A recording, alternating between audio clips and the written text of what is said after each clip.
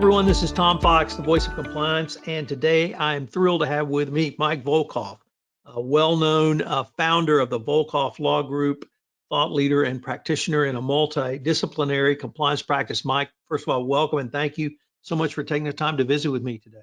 Tom, always good to hang out with you. I always have fun and glad to be here. So Mike, today we're going to take up the role of boards of directors and compliance. And this is something that you have written about, you have talked about, you have thought about, you talk to boards about, and it's something that I think has been on your radar for a long time. And looking at your latest, or maybe over the past several months, blog postings on the obligations of boards, you think it's becoming even more critical. So maybe we could start with what were some of the legal requirements that you've seen increase for boards over the past couple of years? Well, Tom, you're opening up the Pandora's box for me, and I appreciate it. So I'll walk right into it.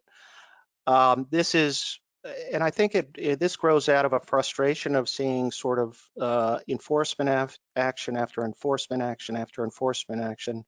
And I always ask myself a question: where was the board? What was the board doing, and how did this happen? And sometimes they even get involved, like in VimpelCom FCPA case, they even get involved in the misconduct, or BizJet FCPA case. But even stepping back from those sort of obvious cases, what concerns me is we've seen a revolution within governance from below the board in terms of compliance and ethics, and all the way up to the CEO. And I think we're due for the revolution in terms of board accountability and governance. And that's coming, and I think we're going to see seismic changes in that. Now, the legal analysis and the legal framework for how we get to that, I'll discuss in a little bit, but I just want to talk a little bit what I sort of see from a 30,000 foot level. Consider this, that this year, 1 out of 12 companies suffer securities class action suits. Insurance companies end up paying a lot of money for that, and insurance companies are getting tired of that. They used to lobby Congress to reform the securities regulation, the private securities actions, and they've gotten as much as they're going to get in that area. And so now I think that ultimately insurance companies, the government, other shareholder interests are going to push boards to become more accountable and better at their jobs. It's going to change from a job where, sort of the old CEOs went and sat and, got a bunch of money and sat on 4 boards. That is going to change. And the first and most significant impact, I think, has been the rising level of risks that companies face. Let's face it, we have climate change, cybersecurity, safety, environment, anti-corruption, fraud, privacy, sexual harassment. These are just some of the issues that they have to stay on top of. And I think that what we're going to see is that the old defensive model, which was built, with the help of the, whatever you call them, the white shoe New York law firms, defense counsel there, corporate counsel, built around Delaware law, which was the duty of care, the duty of loyalty, the duty of good faith. And these are well-established principles that have sat there and protected board members for years and years. And I think we're going to, and we've already seen the breakdown of that, and the breakdown of that is occurring in 2 ways. One, which we can talk about a little bit later, is the case law in Delaware in terms of class actions relating to board performance and obligations with regard to ethics and compliance. And the second powerful force is the government and the Justice Department in terms of pushing boards in terms of their role in ethics and compliance. But we always start with that duty of care, duty of loyalty, duty of good faith, which is well established, but frankly, behind which boards have hidden for years with the help of good lawyers. The Delaware Supreme Court has really evolved over the past 18 months, and specifically around board duties that started in the Caremark case. And there, the Delaware Supreme Court said a board has to be a part of the management of a compliance program. They really didn't articulate it much more than that. But over the past 18 months, maybe starting with the Marchant case, which is the Bluebell case, we've had Delaware Supreme Court list an increasing number of responsibilities and literally up to 2020. So I was wondering if you might walk us through kind of the legal obligations from the civil side. And this is, I must emphasize, civil side only for responding to shareholder actions. So we started with Caremark, but we're really far beyond Caremark. And how has that legal obligation then dovetailed into what the regulatory obligation or what the Department of Justice has been talking about as well? And that's a really important point. A lot of people thought, and there was a lot of written that Caremark was going to get pushed back on out of the Walmart case. That really didn't happen. What did happen though was that there were a series of cases where the Caremark standard, in which the board's performance was challenged, let's say for poor oversight and adherence to compliance standards and financial controls. The Caremark standard was pretty easy. It was directors had a duty to exercise oversight and to monitor the corporation's operational viability and legal compliance and financial performance. But the duty to monitor was narrow. Liability attaches when the board, quote, utterly fails to implement any reporting or information system or controls, close quote, or if, quote, having implemented such system or controls consciously fail to monitor or oversee its operations. It's a pretty easy standard for boards to meet in terms of they're basically, do we have a compliance program? Is it generating information? And we're okay. And the problem that we've seen is that the standards are changing. Marchant was an important case in the handling of the Bluebell Creameries food case.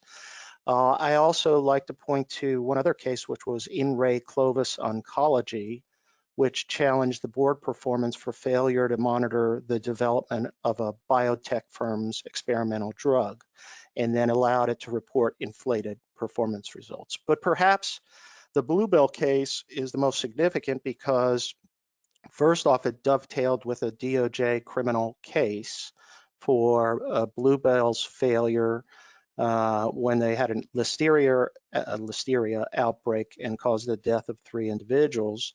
Bluebell had to recall its products and shut down. They ultimately paid a fine to DOJ of $19.5 million. But the board misconduct was just incredible when you look through it.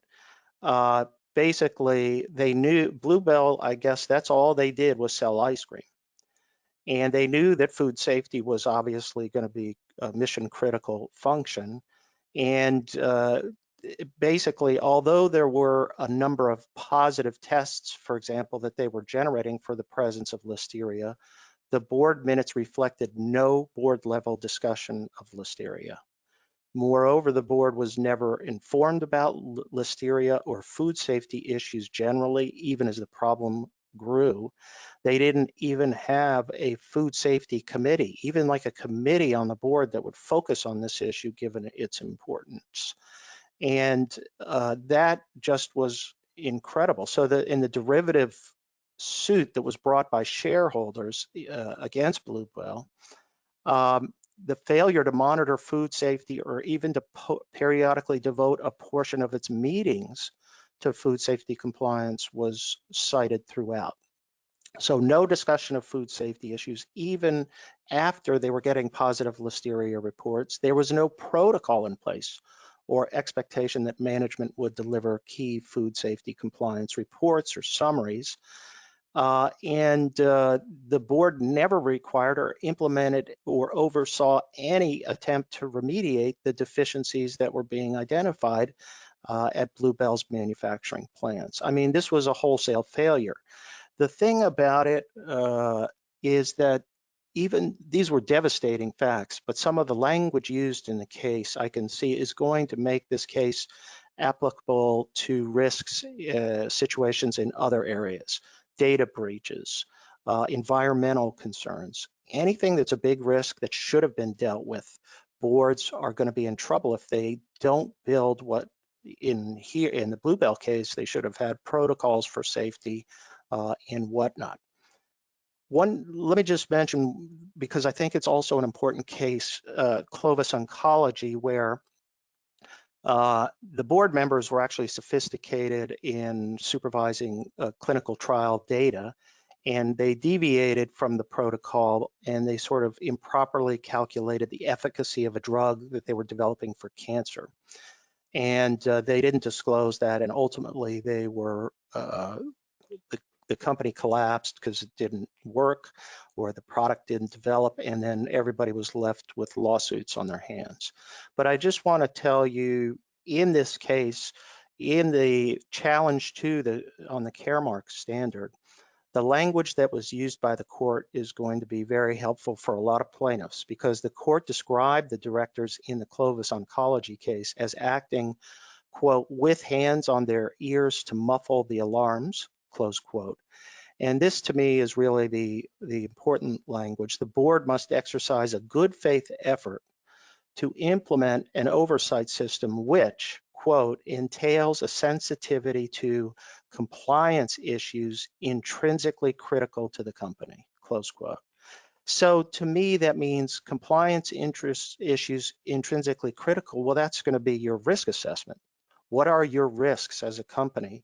And if we don't have an oversight system that is commensurate or tailored to that risk, I think these cases are starting to set up greater litigation in this area.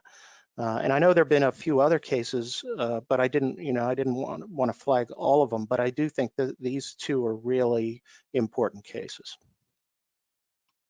Mike, that was the civil side of things, but there's also been an evolution in the thinking of the Department of Justice.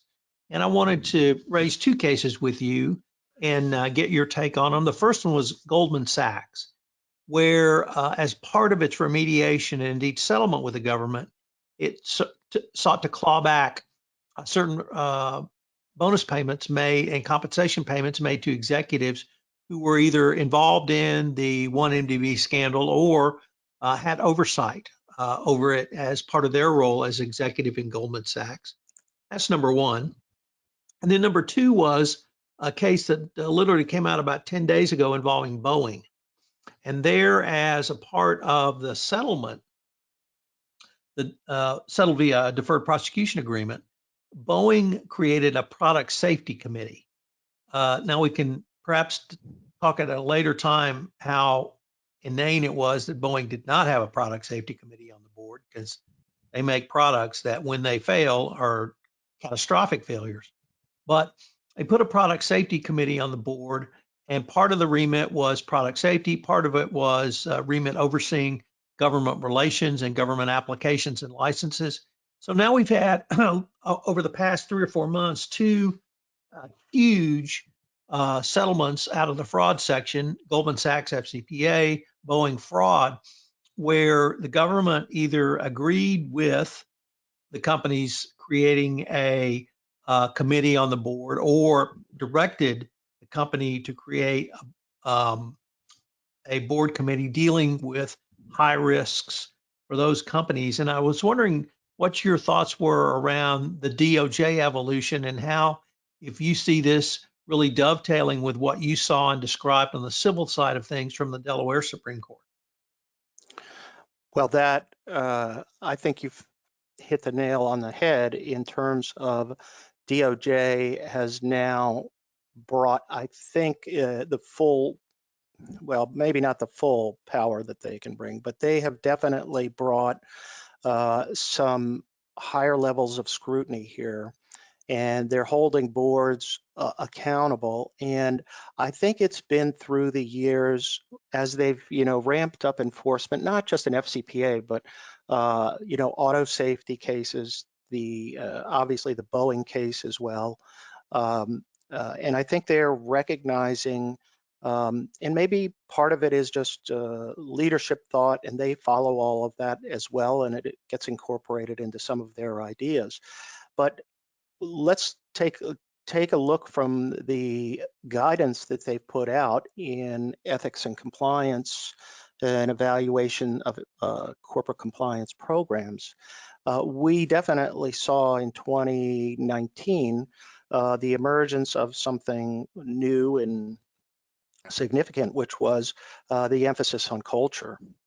And they have always pushed boards, but they have now basically said, look, boards, look, senior management, you guys are responsible for this. You're responsible for your culture. You're responsible for your compliance program and in the proper oversight of it. And I think this is a big deal, because this is a much more powerful incentive for boards to get it together. And we have sort of the slow moving train with Delaware and the courts there, but this is a faster moving train. And DOJ has a lot of power here, and I think they've increased board responsibility. I think they've built this off of, even going back to the sentencing guidelines, there are still there's language in there that sort of mandates this a little bit more. But I think DOJ now is sort of on the ethical culture bandwagon, and they hold the board and senior management accountable for that. And so the question they're asking now, like the question I always ask in enforcement action, is where was the board? Where was senior management? What was the board doing with regard to compliance? And, we've also seen an increased awareness of the issue of root cause analysis.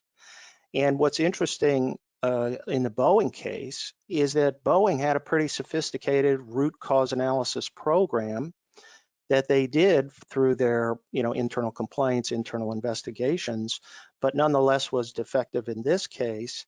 And it seems to me like a pretty basic requirement that they should have had a product safety committee. And, I don't know what's going to happen with the collateral litigation that's going on, but I'm sure that part of their answer to justice is also going to serve them in the collateral litigation as well. But going back to your point about accountability, I think we've seen two cases with high-level malfunctioning. Goldman Sachs is perhaps, in my view, is still the most important FCPA case that was ever brought. It was right in the core of the purpose of the FCPA, and it was just rampant, blatant corruption. I think DOJ was shocked at the recordings that they ultimately secured from high-level senior management, at which people there were aware of the misconduct. It was reported to them, but they didn't do anything about it.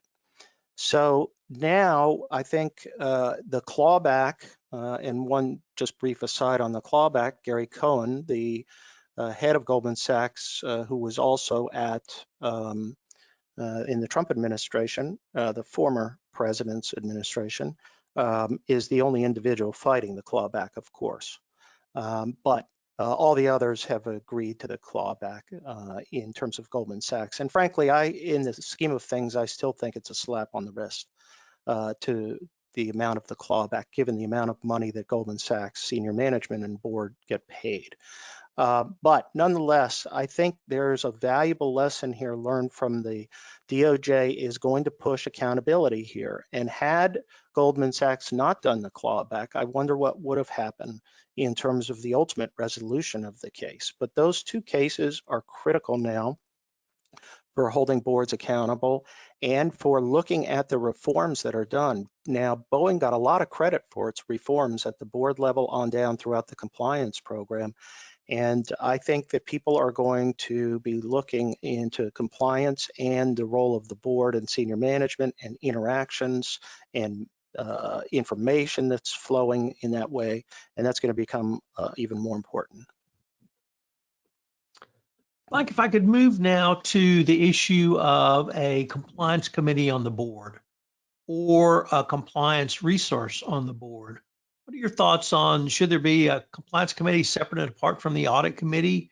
And then what about having a specifically designated compliance expert, whether it's you or me or a former chief compliance officer or someone else who's a subject matter expert? Well, that's, you know what, that's a really interesting issue. And I think what we're looking at now is the DOJ's evaluation factors ask three important questions with regard to board oversight. What compliance expertise has been available on the board of directors? Have the board of directors and/or external auditors held executive or private sessions with the compliance and control functions? And more importantly is the third question. What types of information have the board of directors and senior management examined in their exercise of oversight in the area in which the misconduct occurred, or, you know, in terms of looking at a potential violation? I think, number one, there's no doubt that audit committees often are so focused on Sarbanes-Oxley financial reporting issues that ethics and compliance sort of always comes at the end of the agenda. It's commonly been, I mean, this is pretty funny. Well, it's not funny, it's actually a little sad too, but almost always compliance has to come in, make a presentation, and it's right before the board is ending its meeting and gonna go have drinks and dinner. And you can imagine the pressure that the compliance people feel to, okay, shorten it up, let's go, we gotta roll here. And that is a common complaint that I've heard from compliance people that we work with, that the boards just don't spend enough time with it. They're more than willing, and many of the board members are finance, you know, former finance people, former CEOs. They love to look at that stuff and make sure Sarbanes-Oxley is complied with, their financial reporting obligations are carried out, and then at the end, okay, what about compliance? And that's why I think there has to be a separate compliance committee. That's why we need to have greater expertise on the board, at least one person who has had prior experience in general in compliance and is familiar with it. Those are critical things. And frankly, I would make them the compliance committee chair and make them responsible for the oversight function and let them carry it out on a day-to-day basis. I think we'll see that first in the regulated industries, and you already see it in somewhat, but manufacturing industries and other things like that, they'll be slower to come to this, but I do think it's something that's coming, and it's already started, because what's happening from the enforcement side is they're always asking the question, what information did the board get? What information did it request? What information did it review?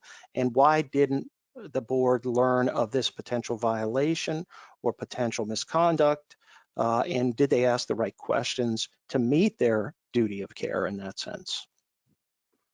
Mike, let me turn to probably the most difficult or one of the most difficult questions a board is going to face when it comes to a violation, and that's the decision to self-disclose. You've helped guide boards through this question. How do you help a board understand their risks and help them understand whether or not they should self-disclose? And then after you finish that, if you could talk about if you do have a catastrophic compliance failure that has risen to the level of the board that they brought you in to help them understand what to do, and you have made the decision to self-disclose, what's the board's role in an investigation of such a matter? Well, those are money issues. Those are big issues. I do think that the department pounded the drums for many years on come in and disclose, come in and disclose. You'll get credit, you'll get credit, you'll get credit. And you know, that we went through the FCPA pilot program, and now we're at this corporate enforcement policy, which applies across the board. And it gives the chance to the company, if they voluntarily disclose, if they remediate, and if they cooperate in the investigation, the chance to earn a presumption of a declination, meaning that they're not going to be criminally prosecuted. And that's a valuable thing. There's no doubt about that. But the process of getting there is very costly. And what I have been asked the question, even when, let's say, I'll give you a hypothetical. I've been asked the question. We found 10 bribes that were paid for $1,000, and then a month, and then it was stopped. And the question was, well, should we disclose that? And then my answer to that is, let's balance the benefits versus the risks. Once you agree to voluntarily disclose, you're either all in or you're not, or all out. It's once you cross the threshold of DOJ or certain regulatory agencies, you have lost control. They now can tell you what to do, what to investigate, how much to investigate, and they'll ultimately negotiate with you, but pretty much tell you how much you're going to have to pay and what is going to be the punishment. So the alternative to that is what I would call sort of the high-minded non-disclosure route, where you will do all the work that's necessary to investigate, to remediate by firing people, disciplining other people, and by building in enhanced controls to make sure that this never happens again. My general rule is that when the misconduct involves one or two, a few countries, and is relatively contained and is not significant, that self-disclosure may not be in the interest of the company. On the other hand, when you have a more pervasive scheme, that whatever misconduct it is, and it's pretty significant and it cuts across, let's say it's pervasive throughout the organization and it goes into multiple countries, then you may be in a situation where it does make sense to do it.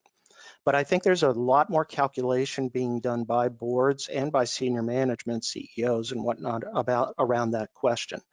Now, what happens if you don't disclose, you remediate, you fix everything, you document everything you did, and then when, let's say DOJ finds out through a whistleblower or somebody lets them know somehow, I would walk in with my head held high and say, we found this, we didn't think it rose to the level of a voluntary disclosure strategically, but here's everything that we did, and hold your head up high and say, this is how we fixed the problem, this is what we did, we fired these people.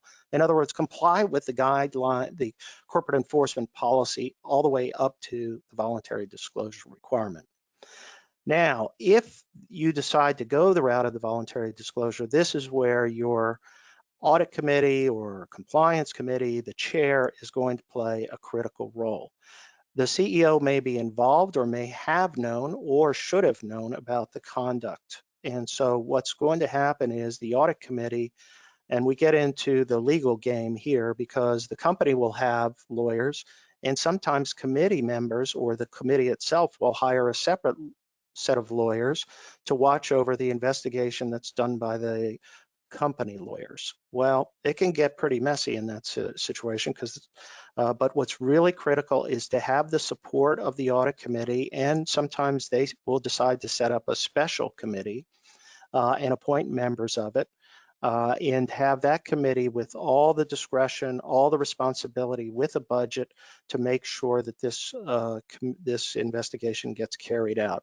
It's absolutely critical that the board runs the show. If there's any hint or any suggestion that the CEO or senior management may have been involved, and when I use involved, I mean not just engaging in misconduct, but failing to conduct proper oversight of the company to prevent such misconduct. So the boards here are in a high-risk situation. There's going to be litigation, there's going to be securities litigation, and there's potential DOJ, SEC, or other regulators, regulatory enforcement actions. So that's absolutely critical. So Mike, unfortunately, we're near the end of our time for this episode, but I wanted to thank you for visiting with me on some of your thoughts around the role of the board and compliance. I look forward to continuing the conversation. Well, thanks, Tom. I appreciate it.